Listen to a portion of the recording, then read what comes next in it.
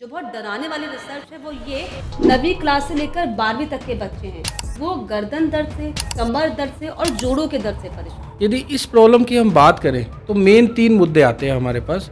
3 मुद्दों में से एक मुद्दा ये है कि बैड पोस्चर। आजकल बच्चों को 9th 10th 11th में कम्पिटिटिव भाव रहता है, तो उनका पोस्चर पढ़ने की वजह से हमेशा बैड रहता है। आजकल लोग जो है फोन लेकर वॉशरूम या फिर टॉयलेट रूम में जाते हैं, फ्रेश नहीं हो पाते बिना फोन के। बेसिकली ये चीज़ गलत है, ये हाँ। गलत प्रैक्टिस है। मैं इसका कारण बताना चाहता हाँ। हूँ कि उस एरिया से क्या है, आप इन्फेक्शन घर के अंदर लेकर आ रहे हैं। जो नॉन वेजिटेरियन के लिए जो सप्लीमेंट्स हैं वो तो चिकन हो गया, एग हो गया, और जो वेजिटेरियंस है उनके लिए सोयाबीन हो गया, टोफू हो गया और पनीर हो गया, और दालें भी प्रोटीन रिच सोर्स मानी जाती है। नमस्कार, स्वागत है आपका डेली 24 भारत देख रहे हैं आप और मैं हूं आपके साथ लता। उम्र बढ़ने के साथ साथ जो है ऑर्थोपेडिक की समस्याएं भी बढ़नी शुरू हो जाती हैं क्योंकि हड्डियां कमज़ोर हो जाती हैं। और सबसे ज़्यादा चिंता की बात, घबराहट की बात ये है कि दरअसल अब ये हड्डियों का कमज़ोर होना कम उम्र के लोगों में भी दिखने लगा है, जो कि सबसे ज़्यादा चिंता का विषय है। और इसको लेकर दरअसल हाल ही में एम्स के डॉक्टर ने दरअसल एक नई रिसर्च भी दी है जिसमें ये सामने आया है कि पूरे देश में, हमारे अगर हम इंडिया की बात करें तो आप सोचिए कि 47% बच्चे जो हैं गर्दन दर्द की समस्या से, कमर दर्द की समस्या से और जोड़ों की दर्द की समस्या से परेशान है। और इसलिए दरअसल आज ये बातचीत करना बहुत ज़्यादा इंपॉर्टेंट हो जाता है क्योंकि हमारे शरीर में जो 206 हड्डियां होती हैं, उन 206 हड्डियों का स्वस्थ होना कितना ज़्यादा ज़रूरी है। अगर आपके शरीर की कोई भी हड्डी किसी भी तरीके से अस्वस्थ होती है तो आपकी पूरी बॉडी को, ना सिर्फ बॉडी को, आपके ब्रेन को, आपके हार्ट को, आपकी जो है शरीर के हर एक अंग को इफेक्ट करती है। और कैसे और वो कितना इफेक्ट करती है, यही जानने के लिए मेरे साथ यहाँ पर पॉडकास्ट स्टूडियो में मौजूद हैं डॉक्टर दीपक अरोड़ा जी, जो कि ऑर्थोपेडिक हैं और जॉइंट रिप्लेसमेंट सर्जन भी है। सर, बहुत बहुत स्वागत आपका। Thank you very much Lata ji. बिल्कुल दीपक जी, जिस तरीके से, हालांकि कई मुद्दों पर हम बात करेंगे, लेकिन जो सबसे नई रिसर्च सामने आई, जो बहुत घबराने वाली है, जो बहुत डराने वाली रिसर्च है, वो ये कि आप सोचिए कि जो 9वीं क्लास से लेकर 12वीं तक के बच्चे हैं वो गर्दन दर्द से, कमर दर्द से और जोड़ों के दर्द से परेशान लता जी, ये बात बिल्कुल सही है आपकी। है। और हमारी ओपीडी में भी ऐसे पेशेंट फ्रिक्वेंट आ रहे हैं, मतलब बच्चे लगातार ऐसे आ जी, रहे हैं हाँ। जिनको ये सब प्रॉब्लम्स है।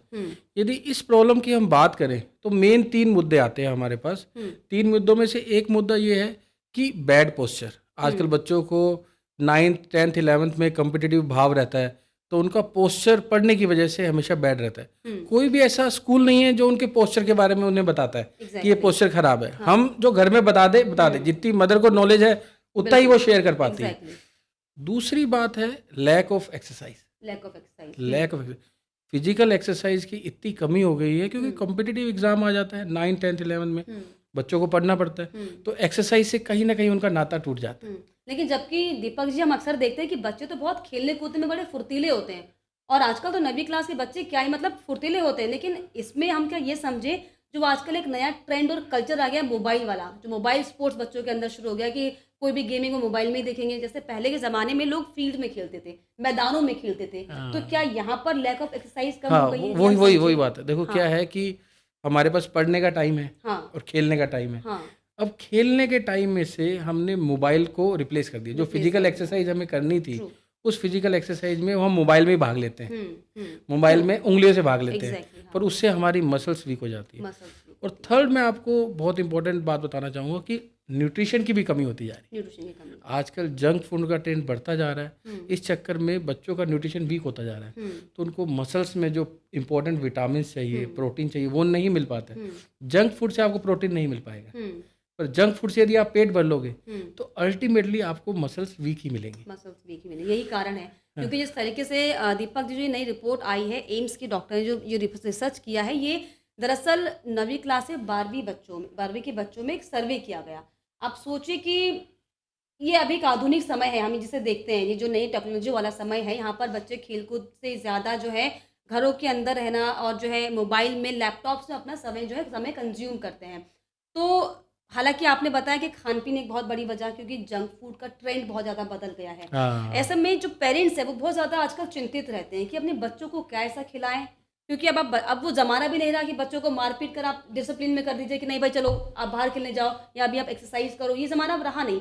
तो ऐसे में क्या बच्चों के लिए, क्योंकि अगर हम पहले बच्चों की बात कर लें तो बच्चों के लिए इसमें ऐसे में क्या एक एक्टिव डिसिप्लिन होगा, खाने से लेकर उनके लाइफस्टाइल को लेकर, पढ़ाई लिखाई इसको लेकर भी, और उनके खेलने कूदने को लेकर, अच्छा, क्या आप सजेस्ट करेंगे? लता जी देखो, इसमें क्या है कि हमें 3 स्तर पे काम करना पड़ेगा। हाँ।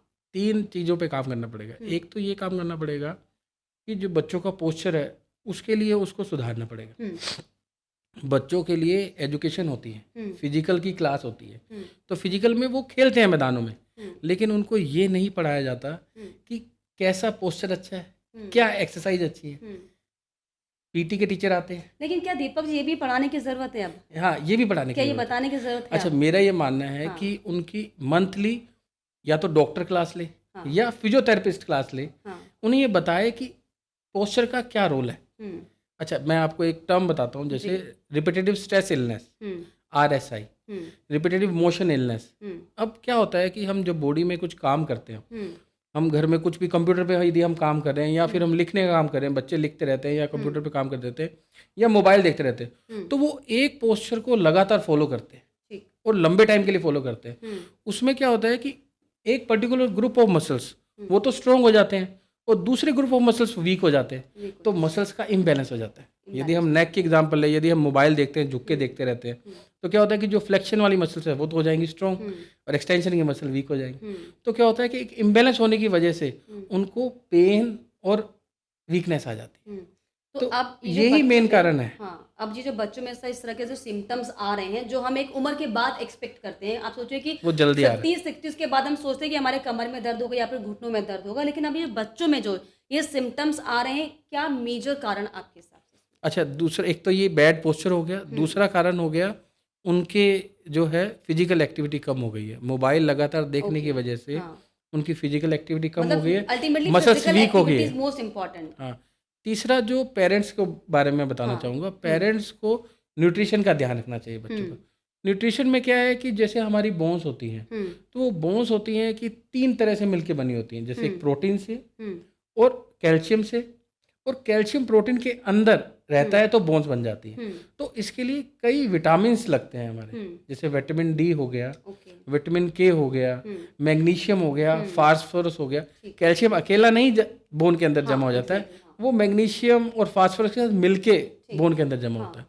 तो बच्चों को प्रोटीन रिच डाइट मिलनी चाहिए। यदि आप माने कि प्रोटीन रिच डाइट में क्या क्या है, जैसे वेजिटेरियंस के लिए सप्लीमेंट्स जो कुछ लोग लेते हैं, तो क्या ये सेफ है? सप्लीमेंट्स लेना चाहिए? सप्लीमेंट्स भी लेना चाहिए, विटामिन डी के सप्लीमेंट लेने चाहिए, लेकिन मेन जो बात है कि आप डाइट से भी पूरा कर सकते हैं। हाँ, खाने के जरिए कैसे पूरा कर सकते हैं? जैसे डाइट में जैसे प्रोटीन सप्लीमेंट में मान लो, वेजिटेरियंस के लिए अलग होते हैं, नॉन वेजिटेरियंस के लिए अलग होते हैं।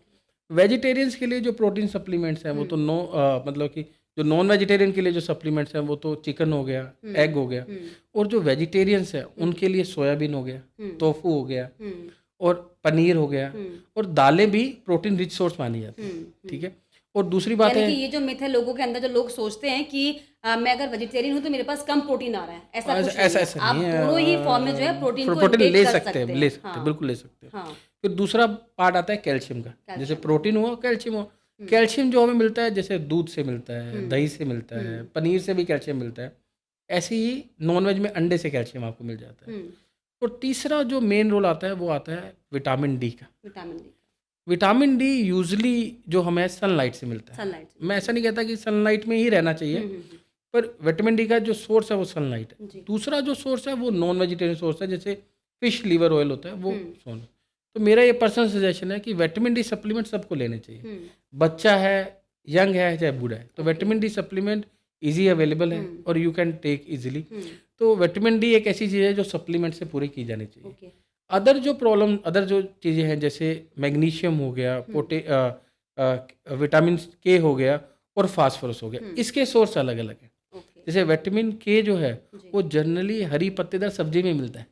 यदि आप बच्चे को हरी पत्तेदार सब्जी नहीं खिलाओगे तो जो आप कैल्शियम से खिला रहे हो तो वो नहीं पूरा होगा। Red sauce pasta, white sauce pasta, तो जितने भी पेरेंट्स सुन रहे हैं तो उनको जरा इस बात का ध्यान रखना चाहिए कि बच्चों को जरा पास्ता से दूर रखें और ग्रीन जो वेजिटेबल्स हैं हाँ, जैसे साग हो गया, ये केल के पत्ते हो गए, ये और ब्रोकली हो गया, ये सारे विटामिन के रिच सोर्स होते हैं। और जो अपना फास्फोरस होता है, फास्फोरस नट्स में ज़्यादा मिलता है। नट्स में मान लो जैसे सीड्स हो जाते हैं, जैसे अपने बादाम हो गए, पिस्ता हो यानी गए। कि बेसिकली जो खान पीन जो आपने बताया, इसका इफेक्ट हमारे सीधे हड्डियों में पड़ता है, जिसकी वजह से जो है बच्चे से लेकर बुजुर्ग जो है हड्डियों के दर्द से परेशान है। अच्छा, मैं मतलब इसमें खान पीन इज मोस्ट इम्पोर्टेंट। मैं इसमें आपको एक सिंपल मैसेज देना चाहूँगा हाँ। कि आप मदर ने बच्चे को 1 गिलास दूध पिला दिया तो हड्डियों का काम पूरा नहीं हुआ है।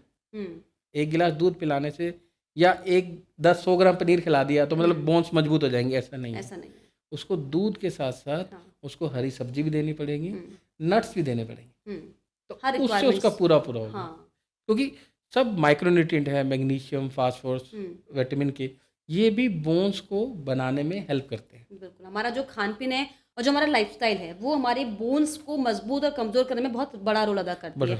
इसके अलावा दीपक जी, हालांकि ये चर्चा हम हालांकि जो बच्चों के लोग जो रिपोर्ट आई है उसको लेकर कर रहे हैं, लेकिन ये सवाल अब सबके जहन में ये भी आना शुरू हो जाता है, क्योंकि अब जो नए ज़माने की चीज़ें, यहाँ पर नए तरह की चीज़ें आती हैं। ये सवाल तो मैं आपसे मुझे लगता है पूछना भी नहीं चाहिए था कि बच्चों में इस तरह की प्रॉब्लम्स क्यों आ रही है, बट आ रही हैं, तो हमें इस बात पर चर्चा करनी पड़ रही है।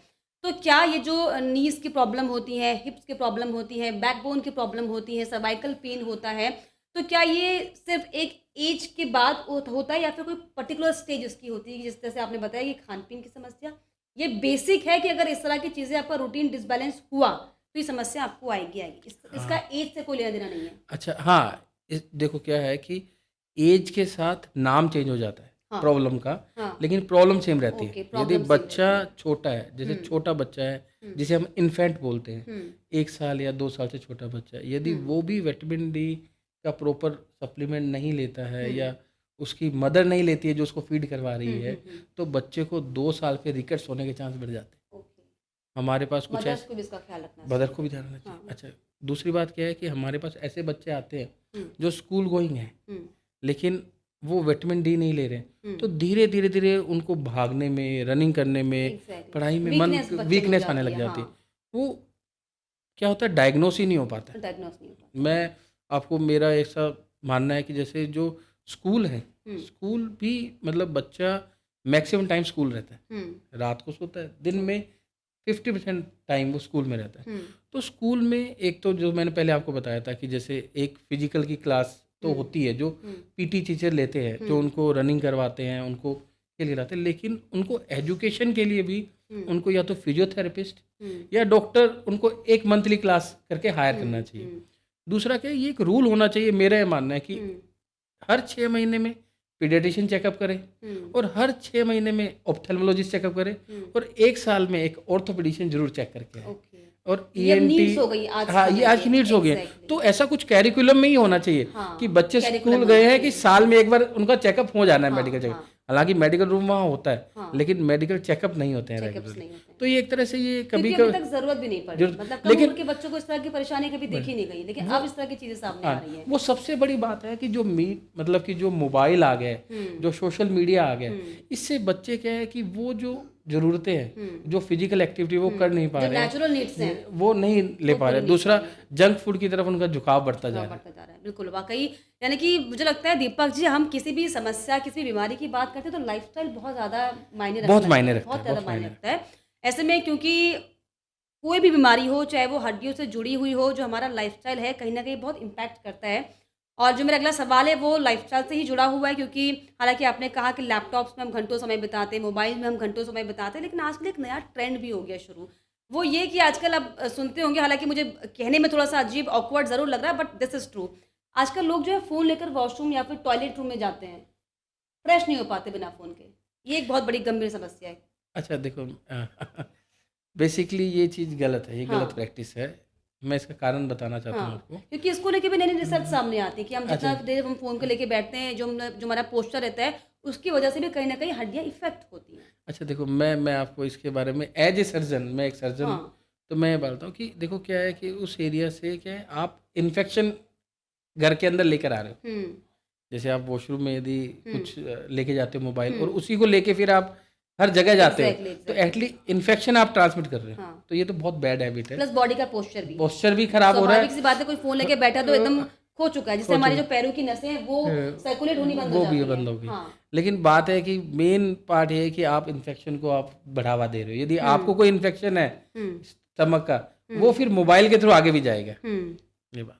और इसके अलावा लंबे समय तक अगर हम गलत पोजीशन पर बैठे रहते हैं तो उसका कितना असर पड़ता है? अच्छा, हाँ, यही मैं आपको वो बता रहा था कि हाँ, रिपीटेटिव स्ट्रेस इलनेस, हाँ, रिपीटेटिव मोशन इलनेस, हुँ, यदि हम एक मसल्स ग्रुप ऑफ मसल्स को पर्टिकुलरली यूज़ करते रहते हैं, हुँ, वो धीरे धीरे स्ट्रॉन्ग हो जाती है और हुँ, बाकी जो उनकी मसल्स हैं वो वीक हो जाती है। हुँ, इस तरह से मसल इम्बैलेंस हो जाता है हुँ, और मसल इम्बैलेंस होने की वजह से बैक में पेन आने लग जाता है। बैक में पेन आने और लग जाता बैक जो बोन है, बैक हुँ, बोन के अंदर हुँ, जो मसल्स का बहुत बड़ा बड़ा रोल है। यदि हुँ, मसल ही वीक हो गई है और मसल में इम्बैलेंस हो गया है, हुँ, तो पेन आना स्वाभाविक है। हुँ, तो होता क्या है कि कुछ एक्टिविटीज़ हम करते हैं तो बॉडी शुरू-शुरू में आपको वो करती है कि मैनेज करती है, कंपनसेट हुँ, करती है और कुछ टाइम के बाद, जैसे ये मान लो कि साल के बाद, 2 साल के बाद, जितनी आपकी बॉडी फ्लेक्सिबल है, हुँ, उस फ्लेक्सिबिलिटी के हिसाब से पेन हुँ, बाद में आता है।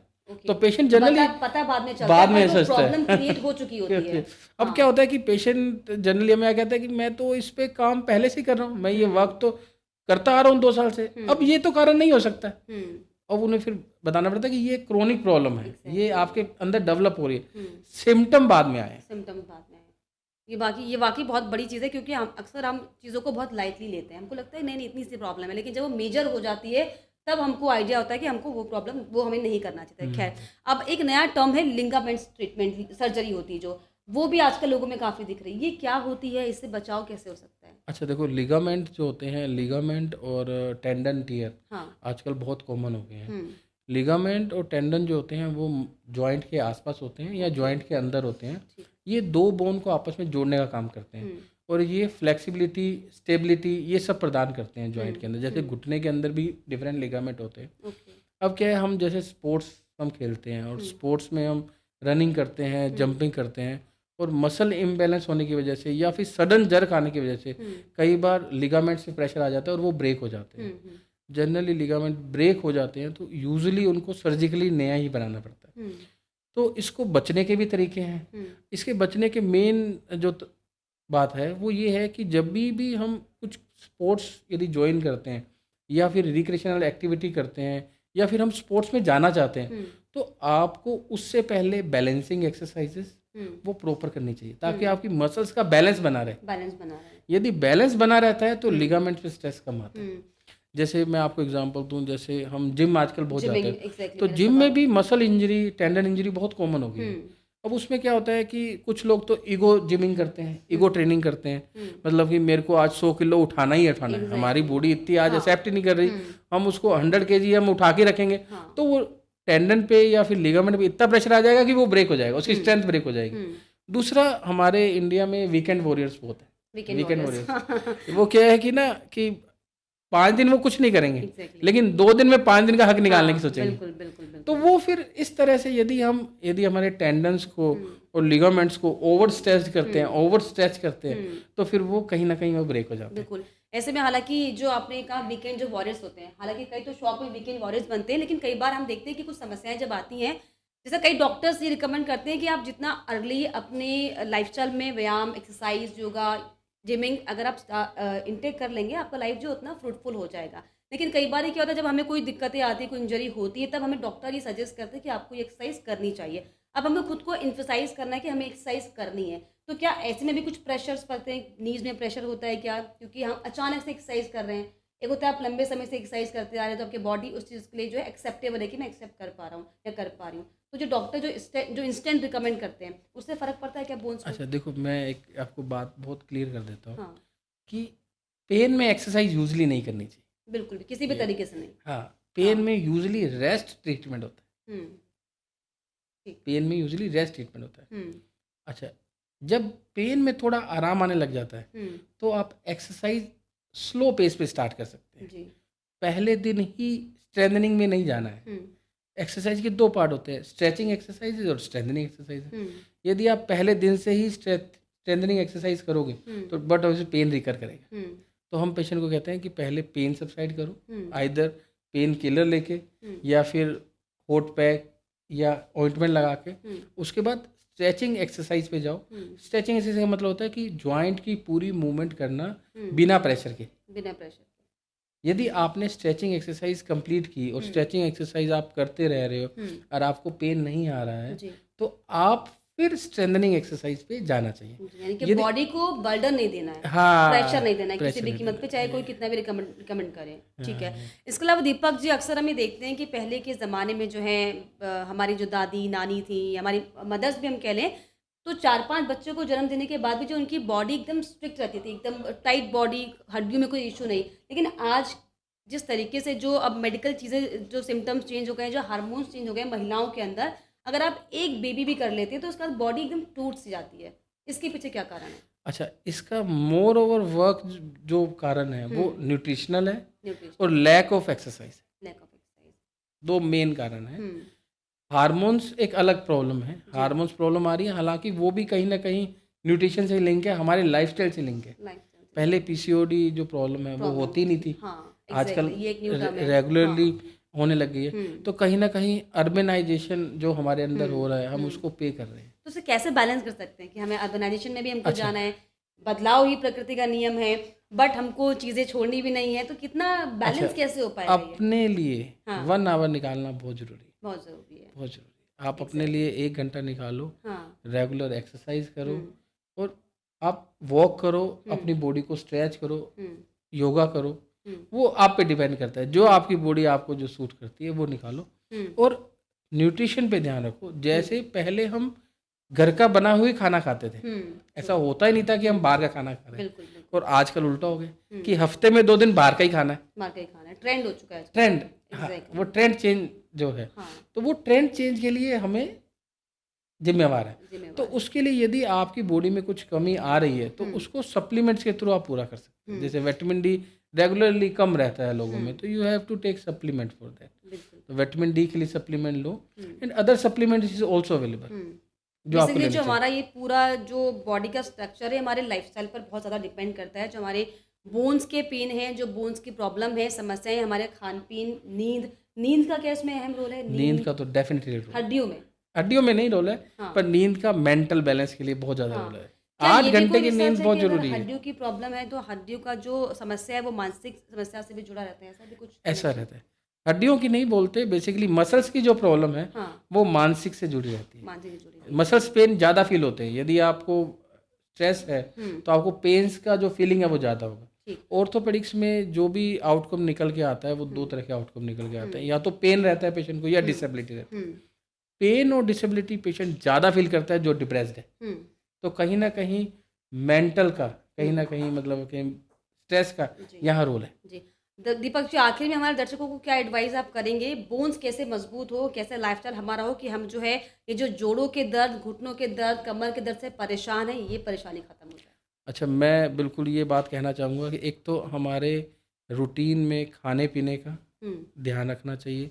जो मैंने डाइट्स आपको बताई हैं, उन डाइट में यदि जॉइंट्स की डाइट की भी बात करें तो हल्दी हुआ, अदरक हुआ, लहसुन हुआ, काली मिर्च हुई, ये एंटी इन्फ्लामेटरी होते हैं, ये अच्छे होते हैं जॉइंट्स के लिए। बोन्स के लिए मैं ऑलरेडी बता चुका हूँ कि बोन्स के लिए दूध, दही, हरी सब्जी और बादाम, पिस्ता, ये सब अच्छी चीज़ें होती है। ये आपको रेगुलरली लेनी चाहिए और रोज़ 1 घंटा एक्सरसाइज बहुत ज़रूरी है। बिल्कुल, तो रोज़ जो है 1 घंटे की एक्सरसाइज बहुत ज़रूरी है। और जो हमारे रूटीन, जो हमारी नीड्स हैं, जो हमारे खाना पीना है, जो हमारा दूध दही का रूटीन है, उसमें दरअसल कोई भी स्किप अगर होता है तो उसका असर सीधे आपकी बॉडी में, ना सिर्फ बॉडी में बल्कि आपकी हड्डियों में दिखता है, जिसकी वजह से कभी कमर का दर्द होता है, कभी गर्दन का दर्द होता है, तो कभी आपके जो है घुटनों में दर्द होते हैं। लेकिन अगर इन दर्द से आप बचना चाहते हैं तो आप, जो दीपक जी ने कहा, जिस तरीके से रूटीन आपको लाइफ में फॉलो करना है, if you want to be a perfect person in your life, तो प्लीज़ इन तमाम चीज़ों को फॉलो कीजिए। और उसके बाद आप देखिए कि जो आपके जो जोड़ों के दर्द हैं, घुटनों के दर्द हैं, कमर के दर्द हैं, वो नहीं होंगे। लेकिन आपको ये पॉडकास्ट, इंटरव्यू और ये बातचीत कैसे लगी, प्लीज़ कमेंट बॉक्स में ज़रूर लिखिएगा। इसके अलावा हमारे चैनल को लाइक, शेयर एंड सब्सक्राइब करना भी ना भूलें।